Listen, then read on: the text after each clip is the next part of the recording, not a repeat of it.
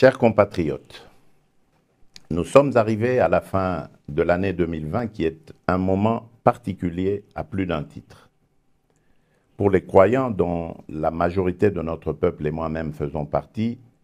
c'est l'occasion de rendre grâce et de témoigner de la reconnaissance à l'Éternel Dieu Tout-Puissant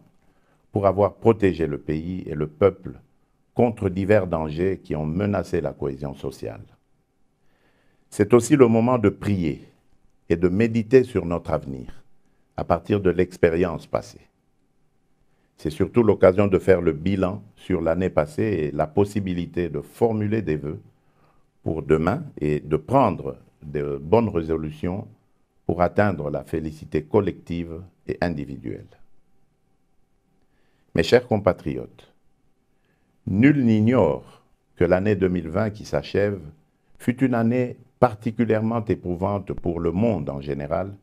et pour notre pays en particulier, à divers points de vue. D'abord, au cours de cette année, en plus de la maladie à virus Ebola qui a continué à faire des ravages dans certaines provinces du pays, en particulier à l'Équateur, nous avons dû faire face, dès le début du mois de mars, à l'apparition de l'épidémie de Covid-19 qui a fini par se propager à travers le pays, en particulier dans la capitale, où l'on a dénombré de nombreux cas de décès, notamment dans le personnel soignant et les personnes vulnérables. Pour ce faire, je ne cesserai de témoigner la compassion de la République à ces nombreuses familles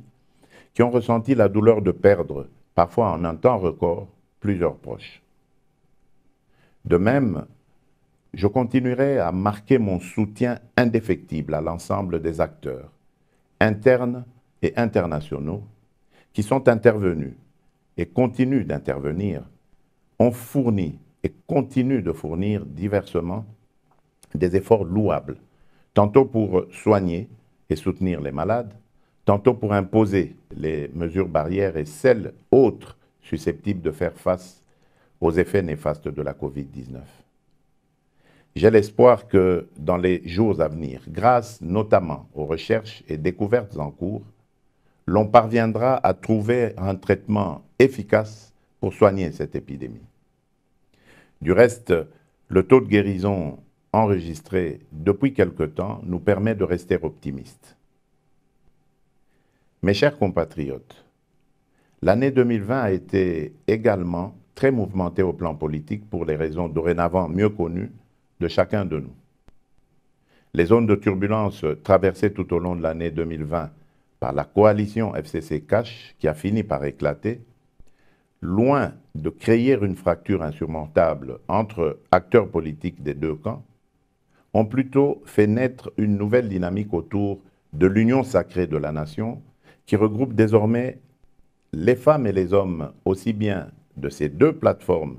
qui formaient jadis la majorité à l'Assemblée nationale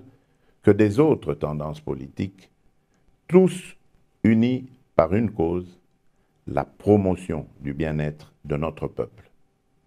Cet éveil patriotique que je salue parce qu'il ne tourne pas autour d'un individu, mais plutôt d'une cause, le salut du peuple,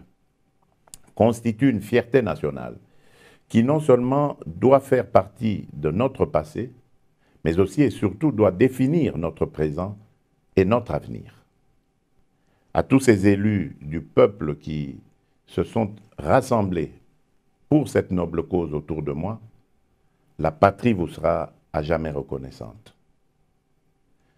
Mes chers compatriotes, je suis conscient de l'immensité de vos attentes au plan socio-économique, en particulier dans les domaines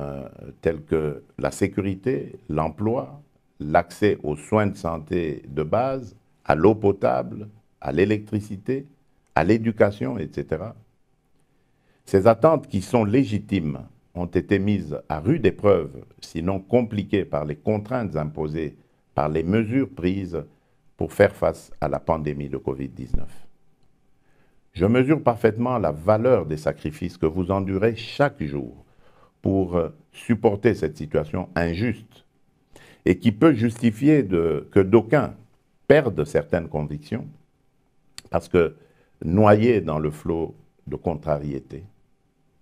Mais je tiens à vous rassurer que les efforts fournis en 2020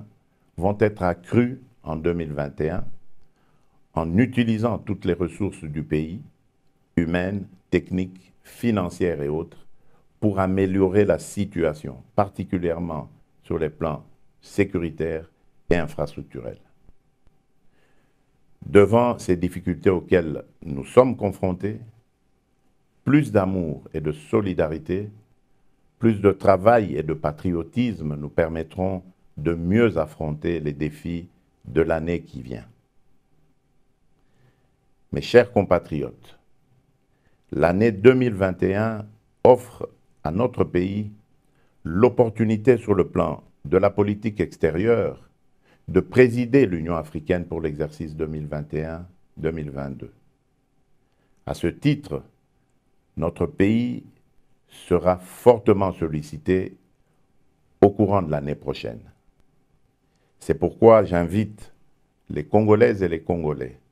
non seulement à ne pas se départir de leur hospitalité légendaire, et ce, dans la paix, l'unité et la cohésion nationale, mais également à capitaliser sur les opportunités de développement économique et social qu'offre cette situation. Ainsi, j'en appelle à l'implication de tout un chacun et à la vigilance tous azimuts, car l'heure n'est plus à la distraction comme avant, mais plutôt au travail, aux fins de continuer l'œuvre de construction d'un Congo nouveau, où couleront le lait et le miel, non seulement pour nous, mais aussi et surtout pour notre postérité. C'est sur cette note d'espoir et de courage que je termine en souhaitant une bonne et heureuse année 2021 à toutes et à tous, en vous plaçant sous la protection du Très-Haut, qui n'a jamais abandonné notre pays, même dans les moments les plus critiques de son histoire. Vive la République démocratique du Congo, que Dieu bénisse notre pays. Je vous remercie.